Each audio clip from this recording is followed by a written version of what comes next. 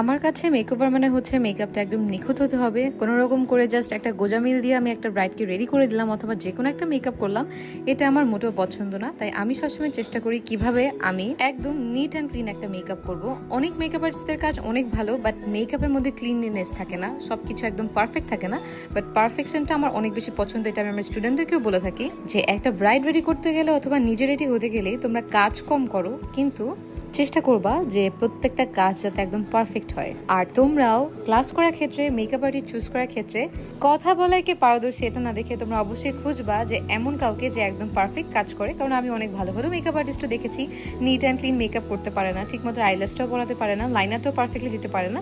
And অনেক makeup আর্টিস্টদেরকে এরকমও দেখেছি অনেক রিজনেবল বাজেটের প্রোডাক্ট দিয়ে কাজ করে, বাট খুবই সুন্দর মতো কাজ করতে পারে। আর সবচেয়ে বড় কথা হচ্ছে তোমরা কাজ করার ক্ষেত্রে বলো আর ক্লাস করার ক্ষেত্রেই বলো না কেন, একদিনে আসলে মানুষের অথবা 2-3 দিনে মানুষের এক্সপিরিয়েন্সটা তেমন হয় না।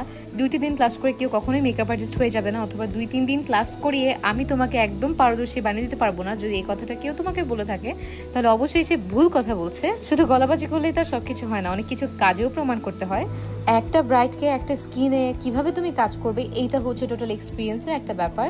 প্রোডাক্ট তো অনেক অনেক আছে এই দুনিয়াতে, মেকআপ প্রোডাক্ট একটা মেন্টর তোমাকে কয়টা প্রোডাক্টের ডিটেলসই বা দিতে পারবে বলো? সো কাজের ক্ষেত্রে এক্সপিরিয়েন্সটাও কিন্তু অনেক বেশি ইম্পর্টেন্ট। তুমি আজকে একটা ক্লাস করে গিয়ে কালকেই তুমি ব্রাইডাল মেকআপ শুরু করে দিলে এটাও কোনো রুলসের মধ্যেই পড়ে না।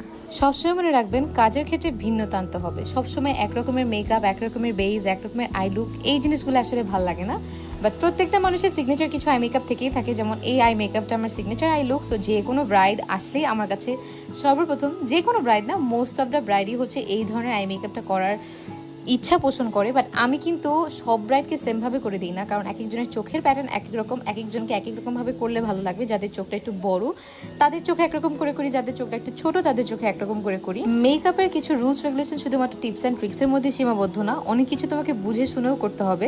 আমি তোমাকে 2টা রুলস বলে দিব, তার মানে যে তোমাকে এই 2টা রুলস মেনটেন করে সারা জীবন মেকআপ করতে হবে এমন কোনো কথা নাই। তুমি অবশ্যই এই রুলসের বাইরেও কোনো না কোনো কিছু দিয়ে কাজ করতে পারো, কারণ যে যেভাবে মেকআপ করতে পারে অথবা যে যেভাবে মেকআপ করাটা স্টার্ট করে অথবা ওইভাবে মেকআপ করে যে অভ্যস্ত হয়ে যায় সেটাই তার জন্য রুলস।